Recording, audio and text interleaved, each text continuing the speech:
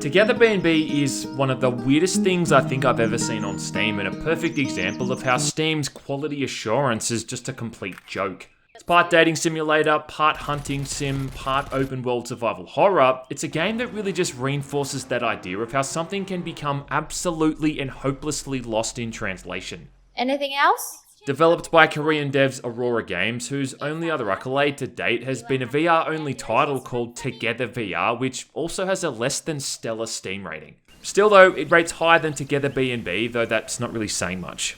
But I think any game that gets a mostly negative rating is still ironically often worth checking out, simply because for something to be this universally disliked, it has to have something in there that makes it worthwhile. And I don't know, I just can't help myself. I'm like a fly attracted to a dog turd. I've just got to check it out. I fear to watch, yet I cannot turn away. Well, after having played this thing for 4 or 5 hours, much too long now to ever possibly get a refund, I can kinda see why it's got that rating. Asshole. Unfortunately, no one can simply be told what Together BNB is. You have to see it for yourself. So let's talk about it then, shall we? Thank you. Right, well, the premise in this one is that you're playing as a guy named James, and in the prologue you get a call from a girl named Emily, who lives at your brother's B&B, where you find out that he's gone missing. Oh my god, thank goodness. Your brother went out and haven't returned since then. Apparently too, you needed there right away to get food for the other tenants because, I don't know, they can't simply go out and buy it themselves. Can you come over and help us? Once you get there, you're greeted by a girl who looks like a K-pop singer named Nana. Yeah, Nana. Wait a moment. I mean, does that name have a different meaning outside of Korea? Because where I come from, that's what we call our grandmother. Akitaki. Anyway, Nana's apparently a social media influencer with tens of thousands of followers. Lol. And for some reason she takes a selfie with the player like she's Pagan Min at the start of Far Cry 4. Awesome. Nana then introduces you to Emily, who's a high school history teacher that looks like she's in her 20s but dresses like a middle-aged housewife. That makes sense. You follow Emily around the house for a bit while she makes tea, and if nothing else, you do have to kind of admire the amount of detail that's gone into this place. Looks pretty damn decadent, and I'm not really sure how someone on a high school teacher's salary is able to afford it. There's plenty of bedrooms, there's a wine cellar, even a goddamn rooftop bar with an infinity pool, not to mention some pretty gorgeous views. About all it's missing is glass toilet seats and mirrored ceilings. You can even head out back and shoot some hoops at your very own basketball court. There's even a cinema room where you can sit back and relax and watch stock footage of the ocean or cats falling asleep. I like it though. After sitting down with Emily, who lays the whole thing out, you then meet Vera, a Russian girl whose only job seems to be complaining about how bad the coffee tastes. Before Nana shows up again, and at this point in the story is usually where the girls would say that they're having trouble paying their rent and wondering if they could all work something out. I mean, I've been on the internet long enough to see where this is heading. But no, instead of that, they just all bugger off to their rooms, lock themselves in, and that's about it. Occasionally you might see one of them walking around or going swimming, but to call these girls reclusive is a bit of an understatement.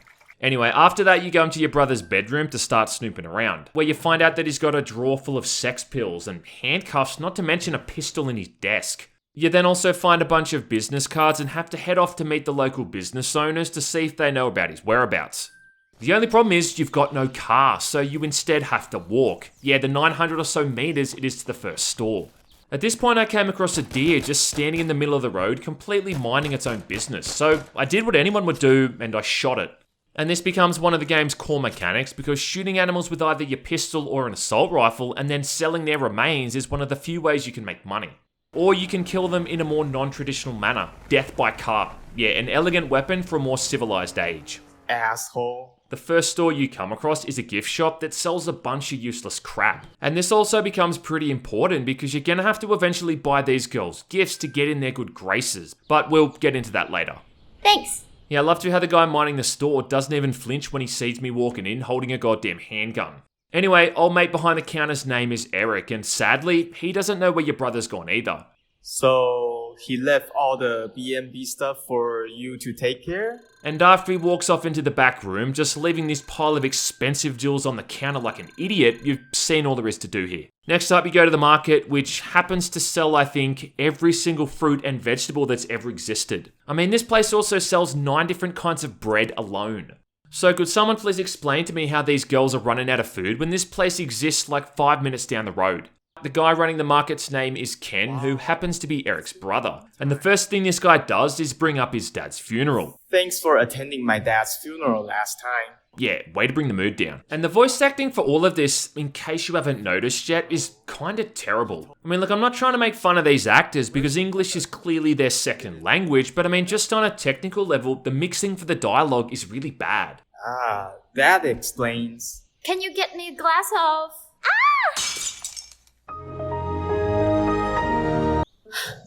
Nana was downstairs a while ago. What happened? You can hear the mic popping a lot of the times, and it also just sounds like it's been recorded on one of those really cheap auxiliary microphones that you'd find in a supermarket in the battery aisle. I can't stand it anymore. It also seems too that they're kind of recycling these character models for both Ken and Eric. Of course! Kind of reminds me of Back to the Future, how you'd see the same actors playing the different characters in all of these different time periods. Yeah, I should probably mention at this point that this game also lets you outright murder these NPCs, which just kind of proved to me that they're actually eldritch monsters in disguise. Snake,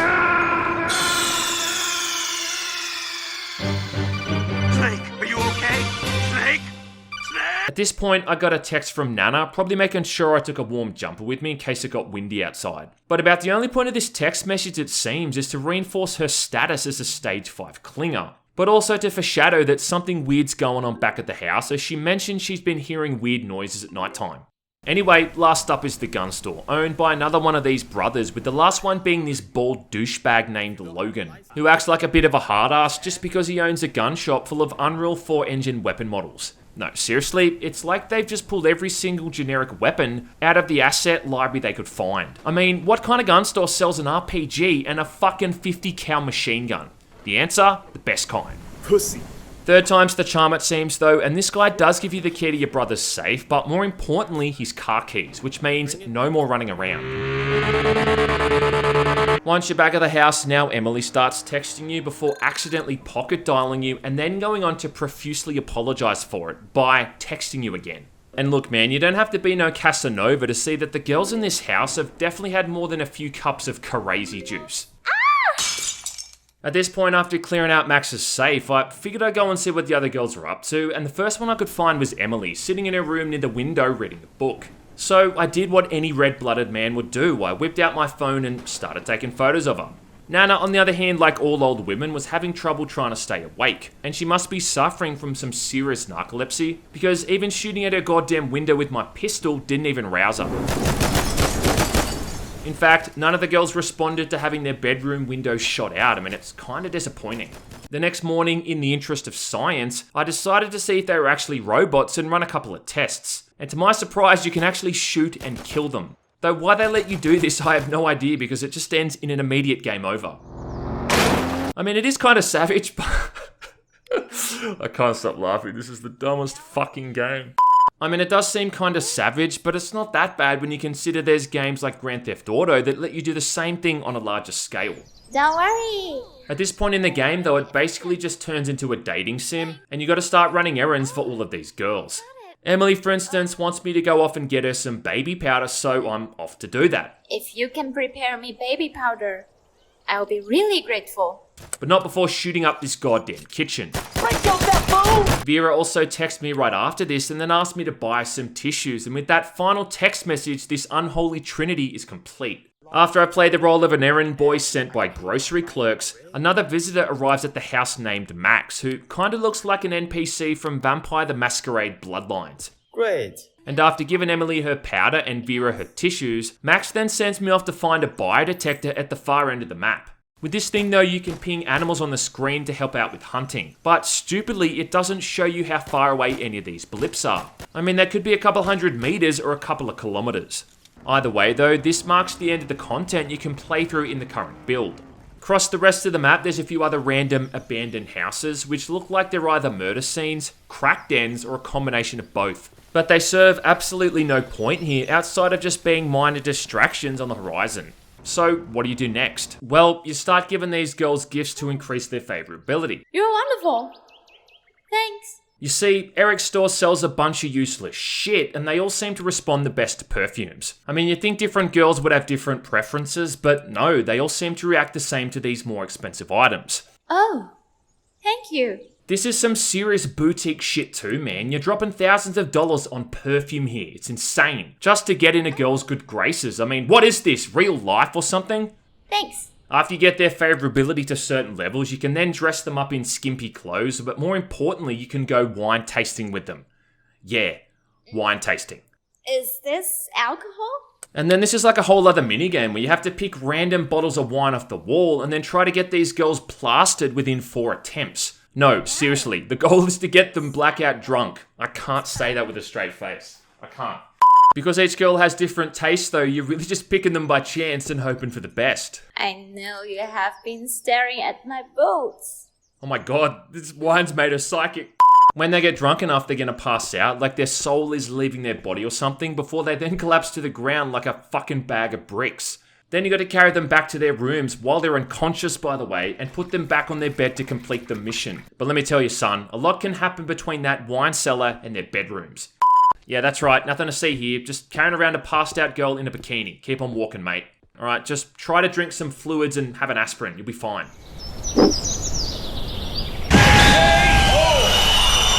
Yeah, I gotta say, I do find it kind of hilarious how nonchalantly the other NPCs don't react to the sight of you treating these poor girls like mannequins. Funnily enough though, unchivalrous behaviour isn't an option. I mean, outside of treating them like a crash test dummy, you can't take advantage of them in a sexual way, and that level of basic decency should be noted.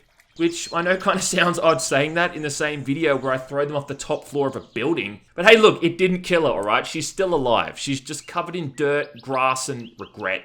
Throwing unconscious women off the top... Throwing unconscious women into or off things really is the highlight of what you're going to see in this game so far. And let us hope that that's the only time you'll ever hear me say that in a video game review. So sweet. Now, I did a little bit of digging around with this one, and it turns out this game also has its own Patreon page aside from it being in early access. So, not only are they getting money from people who pick it up on Steam, but also from people supporting it on Patreon. For as little as $16 a month, you can even choose what kind of hairstyle these girls are going to get. And for $68 a month, you can get your name put in the credits. But I think I'd actually pay $68 a month to have my name taken out of the credits. Also, I learned from checking their Patreon page that actual adult content is planned in the future. Of course! Which didn't really need any kind of investigation to uncover. I mean, it sure as hell wasn't going to be any kind of hunting simulator, was it? The thing is too, like, I reckon there could actually be a lot of potential with a setting like this. Like, imagine if it turned out that this whole area was some kind of weird government facility and everyone is under surveillance. And your brother got kidnapped for finding out the truth. He went off partying with a chick, probably. Maybe these girls are prototype androids or something and you've been sent in as a decoy to test them out without them knowing. It's kind of like the Voight-Kampff test from Blade Runner, but on a larger scale. Vera was looking for you. I think she's in the auditorium. Bye. And then you find out you're being spied on by this corporation as they're using you as this emotional guinea pig. Even if it was just a game that let me go out and shoot wolves, bears, and coyotes in between having sex with a high school history teacher, I wouldn't complain. Wow. Sadly though, the fate for a lot of these kind of games is that they never really get finished and end up just being a perpetual cash grab for the developers. A lot of effort has clearly been put into modelling Emily, Nana, and Vera. I mean, they look unique and brought us seriously into that uncanny valley. When they get drunk, there's even some impressive facial animation as they sway back and forth trying to keep their balance. Another round. And you can really tell, I think, that someone spent a whole lot of effort on that stuff. But everything else just kind of feels like a lazy stock library asset flip. Moving through the forest just feels like you're playing a PUBG ripoff, and the other male NPCs are laughably bad. Alright, I gotta go find that bitch. On top of that, it runs poorly and it's also buggy. When you park your car on a hill, for instance, the car just starts to slowly roll down it. I mean, I guess they haven't coded in the handbrake yet.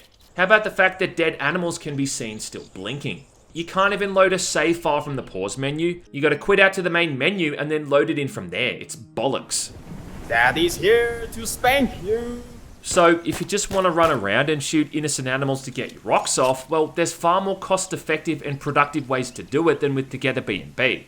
That gameplay to adult content ratio is something that still hasn't truly been mastered in any game. And this ain't exactly looking like it's going to defy that convention either, especially not in this current build. I guess girls should be conservative. But hey, as bad as the whole thing might be, it's still better than hunt down the Freeman. Thanks. Bye bye.